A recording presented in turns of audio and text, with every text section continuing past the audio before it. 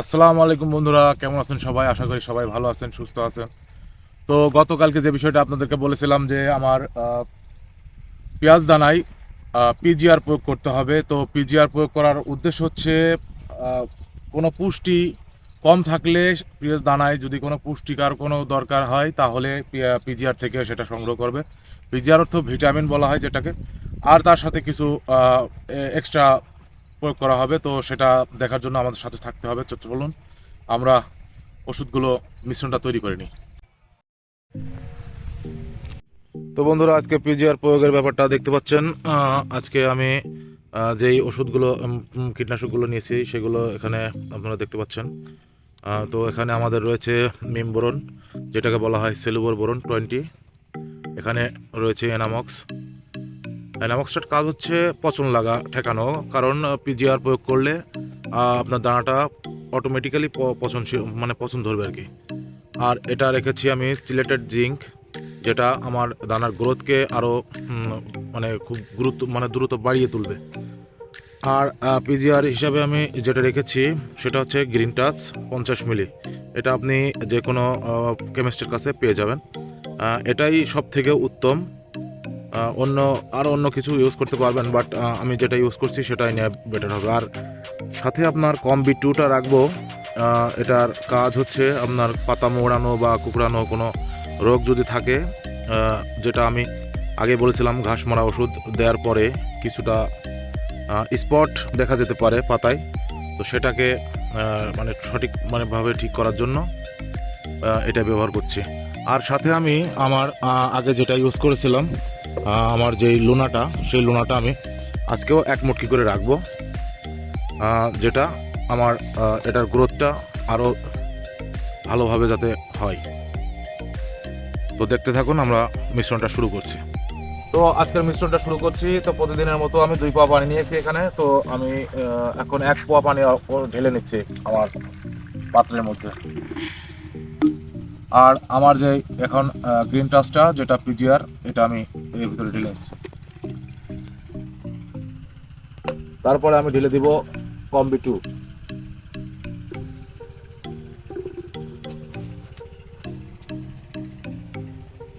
তারপরে আমি এখন ব্যবহার করছি, এটা হচ্ছে লুনা। এটা আমি আগের দিনের মতোই 2 মুটকি ইউজ করব। তো আমি মেপে ঢেলে নিচ্ছি।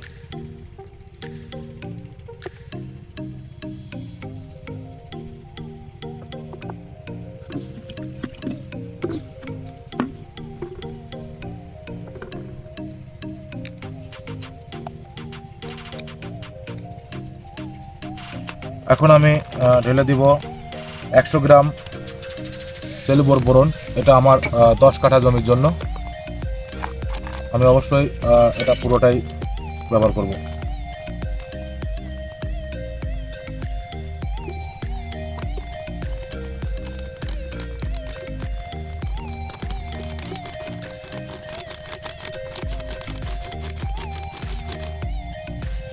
এবার ঢেলে দিচ্ছি এনামক্স, যেটা আমার পচন রোধ করবে।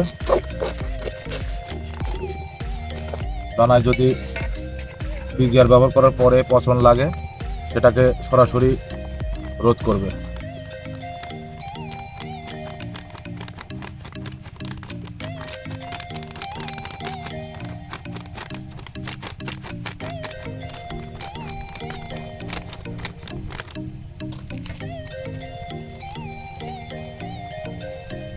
এবার ঢেলে দিচ্ছি আমি সিলেটেড জিঙ্ক, যেটা আমার গাছের গ্রোথ বৃদ্ধি করবে।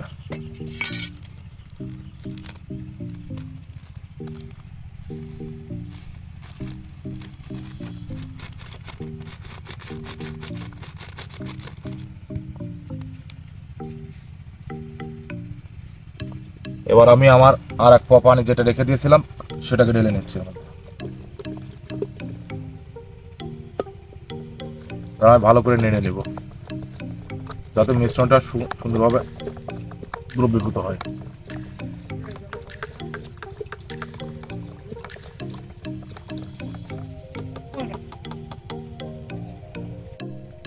এবার আমরা সুন্দরভাবে আমাদের পরিমাণটা ঠিক করে নিব। আজকে যেহেতু আমাদের ওষুধের পরিমাণটা বেশি, তো আমরা একটু বেশি পরিমাণে ধামে ইউজ করব। আমি 1 পোয়া পরিমাণে ধামে ঢেলে রাখছি।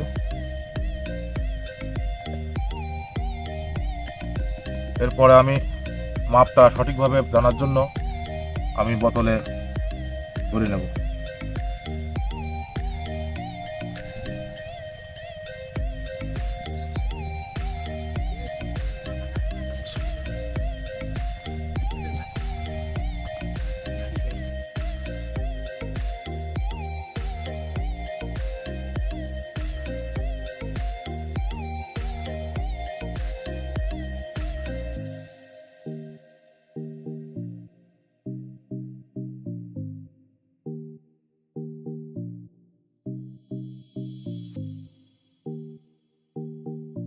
দেখতে পাচ্ছেন আমার ওষুধটা 1 পোয়া পরিমাণ হওয়ার পরে আমার আধা পোয়া পর্যন্ত হয়েছে। তো আমি অর্ধেকটা এখানে ঢেলে নেব আর অর্ধেকটা রেখে দেব পরবর্তীতে দেওয়ার জন্য।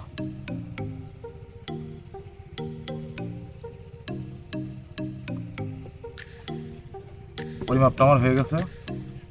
তো এখন চলুন স্প্রেটা শুরু করা যাক।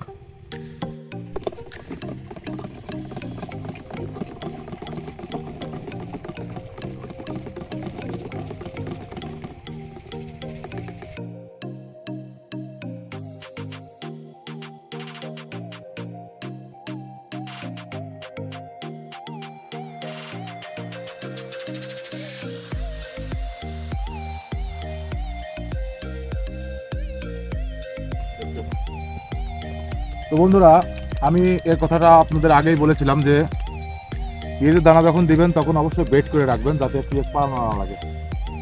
আমার যেহেতু বেড করা হয় না, আমার পাড়াতেই হবে, কিছু করার নাই। তবে পাড়ানোটা ঠিক হবে না আর কি।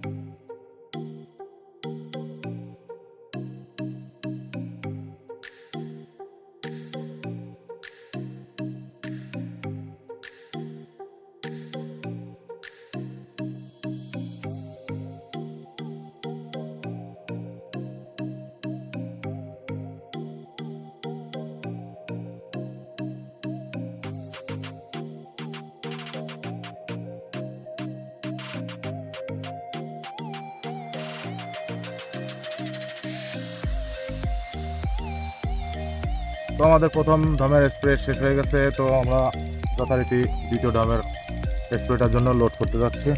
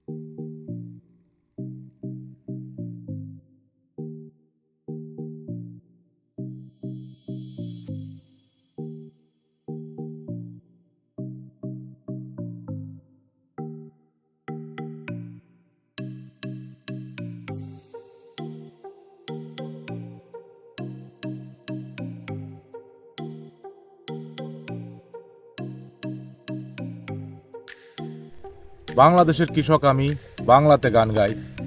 চাল নাই চুলা নাই, কিন্তু 3 বেলা 3 মুঠো ডাল দিয়ে ভাত খাই। তো সবাই যে যেখানে থেকে দেখছেন সবাই সুস্থ থাকবেন, ভালো থাকবেন। আজকের মতো এই পর্যন্তই। আল্লাহ হাফেজ।